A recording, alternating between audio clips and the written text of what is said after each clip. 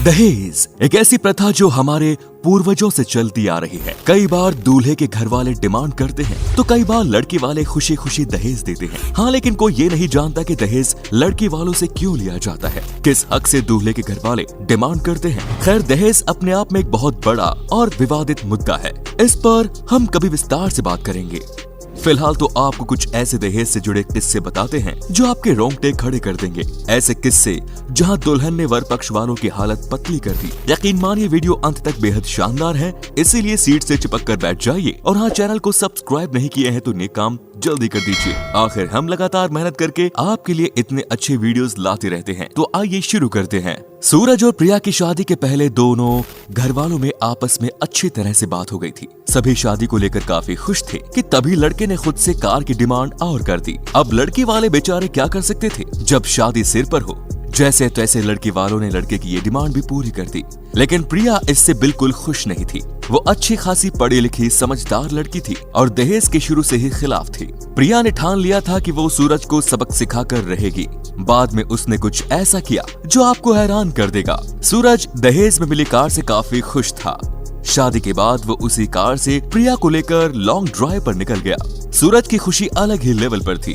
वो full music में गाड़ी चलाकर अपनी मस्ती में मस्त था और काफी तेज गाड़ी चला रहा था। सूरज की गाड़ी तेज चलाने पर प्रिया उससे बोले कि आप गाड़ी तेज चला रहे हैं, मुझे डर लग रहा है। इस पर सूरज ने जवाब दिया कि मैं अपने दोस्तों की गाड़ी चला चला कर थक गया।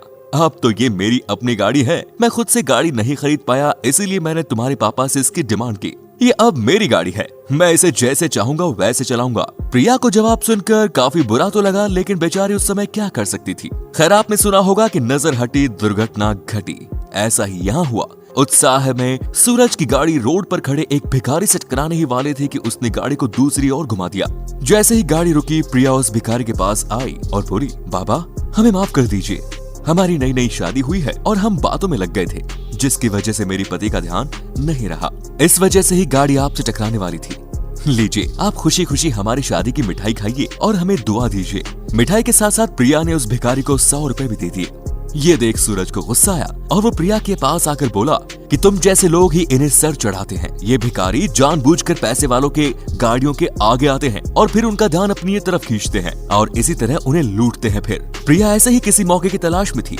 ये सुनकर प्रिया ने सूरज को जवाब देते हुए कहा कि तुम भी किसी भिखारी से कम नहीं हो, बल्कि तुम तो इस भिखारी से भी बड़े भिखारी हो। ये भिखारी तो इसलिए दर दर की ठोकरें खाकर भीख मांगता है ताकि बस 2 वक्त की रोटी मिल जाए, लेकिन तुमने तो दहेज रूपी भीख मांगकर अपने शौक पूरे करने चाहे। तुम्हारी कार खरीदने की औकात नहीं थी, इसलिए तुमने मेरे पापा से कार की भीख मांगी। मेरे पापा ने अपने बेशकीमती खजाना यानी कि मैं, जिसे उन्होंने जीवन भर पाला पोसा बड़ा किया, वो आपको दे दिया। वो क्या कम था? ऐसा उन्होंने सिर्फ इसलिए किया कि मैं तुम्हारे घर को संवार सकूं, तुम्हारे माँ बाप की सेवा कर सकूं और तुम्हारे वंश को बढ़ा सकूं। आप ही बताइए कि असल में भिखारी कौन है? ये सुनकर सूरज गहरी सोच में डूब गया और उसकी आंखों से आंसू आने लगे। ये जवाब ही ऐसा था कि उसके बाद सूरज की बोलती बंद हो गई और सूरज को समझ में आ गया कि उसने कितनी बड़ी गलती की। दोस्तों, प्रिया ने जो जवाब दिया वैसा जवाब देने की हिम्मत हर लड़की नहीं करती और यही वजह है कि इन दहेज के भिखारियों की हिम्मत बढ़ती रहती है।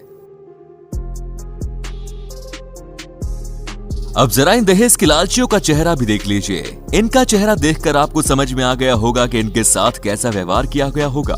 आप ऐसा ही सोच रहे होंगे कि आखिर दुल्हन के घर वालों ने ऐसा क्यों किया। दरअसल दोस्तों, हुआ कुछ यूं कि शादी पूरी होने के बाद इस दूल्हे ने एक पल्सर बाइक की डिमांड की, जबकि लड़की वालों ने पहले से पैशन प्रो बाइक बुक करा रखी थी। पर इन जनाब को तो पल्सर बाइक ही चाहिए थी। बस फिर क्या था, ये सुनकर दुल्हन के घर वालों को इतना गुस्सा आया कि उन्होंने दूल्हे और उसके भाई दोनों को बीच में से गंजा कर दिया और तो चप्पलों की माला पहनाकर उन्हें बंदी भी बना दिया। साथ ही दुल्हन के घर वालों ने उन सभी पैसों की मांग भी की जो शादी में खर्च हुए और लड़के वालों को वो पैसा भी देना पड़ा। तो देखा दोस्तों, ये देखकर आप समझ गए होंगे कि कभी कभी दहेज मांगना कितना भारी पड़ सकता है।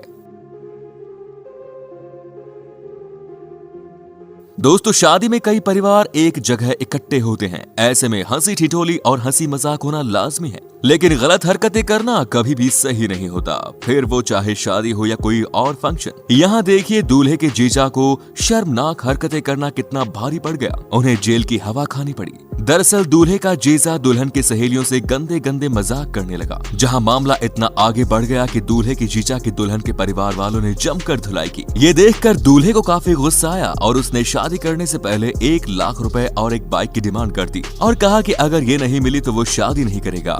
ये सुनकर दुल्हन ने शादी से साफ इनकार कर दिया और सभी बारातियों को वापस भेज दिया। इतना ही नहीं, दूल्हे को हवालात की हवा भी दिलवा दी। दहेज से जुड़ी एक और घटना प्रतापगढ़ में देखने को मिली। रवि की शादी संजू से बड़ी धूमधाम से पूरी हुई। दुल्हन के परिवार वालों ने दूल्हे की सभी डिमांड को पूरा किया, लेकिन जब विदाई का समय आया तो दूल्हे ने खुद से एक सोने की अंगूठी और एक सोने की चेन की डिमांड कर दी।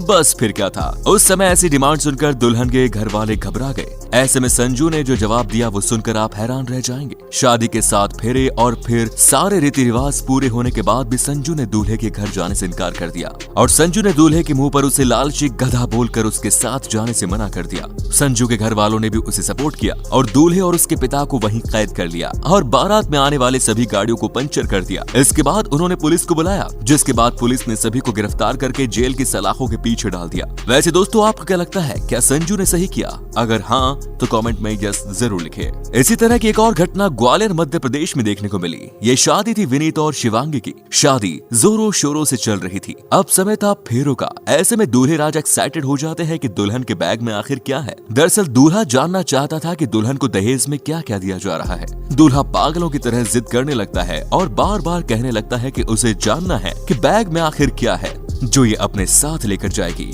धीरे धीरे मामला और जटिल हो जाता है। दोनों पक्षों में लड़ाई होने लगती है, यहाँ तक कि शादी भी रुक जाती है। दुल्हन साफ तौर पर शादी करने से इनकार कर देती है और दूल्हे को उसके घर रवाना कर देती है। इसके बाद जब दूल्हे पर दहेज का आरोप लगा तो उन्होंने जवाब में कहा कि वो केवल यही जानना चाहती है कि बैग में जो है वो सही सलामत है या नहीं। अब अंत में जरा इसे देखिए, जहाँ दुल्हन दूल्हे और उसके घर वालों को कितना भला बुरा कह रही है। शादी के माहौल में सभी मस्त थे और नाच गा रहे थे कि दूल्हे ने वरमाला के पहले दुल्हन के घर वालों से एक कार की डिमांड की, जिसके बारे में जब लड़की को पता चला तो वो गुस्से में आग बबूला हो गई। फिर उसने लड़की और उसके घर वालों को अपने पास बुलाकर इतनी खरी खोटी सुनाई कि लड़के वालों को तुरंत वहां से भागना पड़ा।